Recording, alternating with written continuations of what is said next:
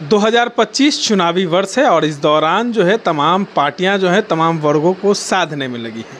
एक तरफ बिहार में बनी नई विकल्प पार्टी जो है प्रशांत किशोर, उन्होंने कुछ दिनों पहले जो है बिहार बदलाव रैली की थी, जो कहीं ना कहीं सुपर फ्लॉप हो गई। उसके बाद जो है आज जदयू के तरफ से जो है भीम संवाद जो है पटना के बापू सभागार में बुलाया गया। तमाम जो नेता हैं उनका जुटान हुआ, नीतीश कुमार का भी जुटान हुआ, जय भीम जय नीतीश कुमार के नारे भी लगे।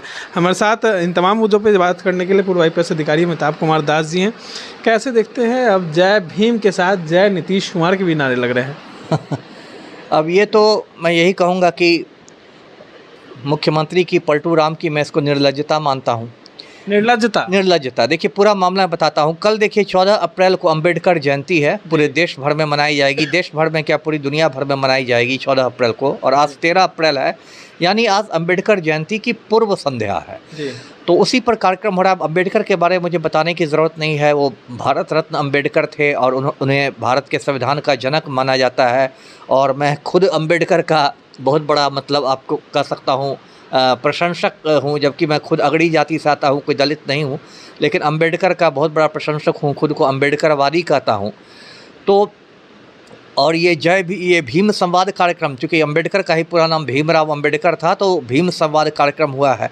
अब ये जो नीतीश कुमार को मैंने निर्लज्ज इसलिए कहा कि मैं दर्शकों को याद दिला दूं कि आज तो नीतीश कुमार दलितों पर बड़े बड़े भाषण देंगे, लेकिन ये वही पलटू राम हैं जिन्होंने 2 साल पहले एक दलित जिलाधिकारी के हत्यारे को जेल से छोड़ दिया था। दर्शकों को याद होगा जी कृष्णैया के, हाँ, दर्शकों को याद होगा कि गोपालगंज के जिलाधिकारी हुआ करते थे, DM हुआ करते थे जी कृष्णैया। वो IAS अधिकारी हुआ करते थे 1985 बैच के, 85 बैच के। और 1994 के दिसंबर महीने में उनका आनंद मोहन ने खून कर दिया था। जी कृष्णैया एक बहुत ही गरीब दलित परिवार से आते थे, तेलंगाना के रहने वाले थे। उनके पिता रेलवे स्टेशन पर कुली का काम करते थे और बहुत मुश्किल से उन्होंने कृष्णैया साहब को पढ़ाया लिखाया था।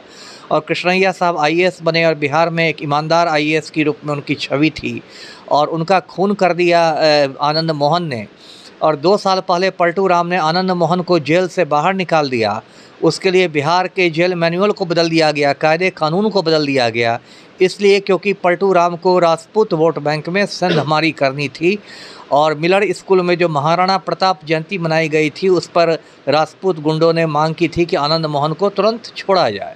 और उसके बाद उसी दिन पलटू राम ने कहा था कि हम लोग कार्रवाई कर रहे हैं, उनकी पत्नी से आप पता कर दीजिएगा वगैरह वगैरह। और उस खूनी की वाइफ को शिवहर से जदयू का टिकट दिया गया। अब आज लवली आनंद जदयू की सांसद हैं। तो देखिए, ये मैं विशुद्ध पाखंड मानता हूँ पलटू राम का कि एक तरफ वे एक दलित जिलाधिकारी के हत्यारे को छोड़ देते हैं जेल से, उसके घर जाके चूड़ा दही खाते हैं और उसके बाद जय भीम की बात करते हैं। ये बहुजनों को एक करने की कोशिश की जा रही है। एक तरफ तेजस्वी यादव जो है तमाम पंचायतों में जो है वो जय भीम कार्यक्रम का आयोजन कर रहे हैं, तो दूसरी तरफ नीतीश कुमार की पार्टी जदयू की तरफ से।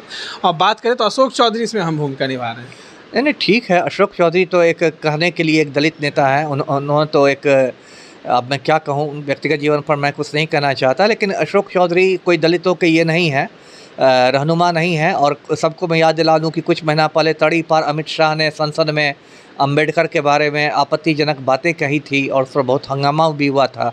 उस समय पलटू राम मुँह में दही जमा के बैठे थे। उस समय उनको भीमराव अंबेडकर की याद नहीं आई। और आज दलित वोट बैंक में सेंधमारी के लिए ये भीम संवाद कार्यक्रम हो रहा है। तो दलितों को ऐसे छलिया आदमी से मतलब सतर्क रहना चाहिए, सावधान रहना चाहिए जी। तो इसके बाद पंचायत में जो भीम संवाद कार्यक्रम वो भी आयोजित कर रहे हैं, उसमें कैसे?